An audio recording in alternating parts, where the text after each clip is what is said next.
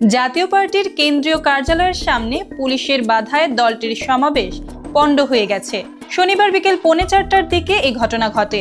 জাতীয় পার্টির দাবি, এ ঘটনায় তাদের কয়েকজন নেতাকর্মী আহত হয়েছেন। পুলিশের ভাষ্য, মৌখিকভাবে জাতীয় পার্টিকে বলা হয়েছিল রাস্তা দখল না করে কর্মসূচি পালন করতে, কিন্তু তারা রাস্তার উপর চেয়ার বসিয়ে মঞ্চ স্থাপন করে। কয়েকবার তাদের সতর্ক করার পরও শোনেনি। অন্যদিকে দলটির দাবি, সম্পূর্ণ অযাচিতভাবে সমাবেশ ভণ্ডুল করে দেওয়া হয়েছে। পুলিশ মিথ্যে তথ্যের ভিত্তিতে এমনটা করেছে। দেখা গেছে জাতীয় পার্টির নেতাকর্মীরা কাকরাইলের কার্যালয়ের সামনে জড়ো হয়েছেন, তখন পুলিশ তাদের ধাওয়া দিয়ে সরিয়ে দিচ্ছে।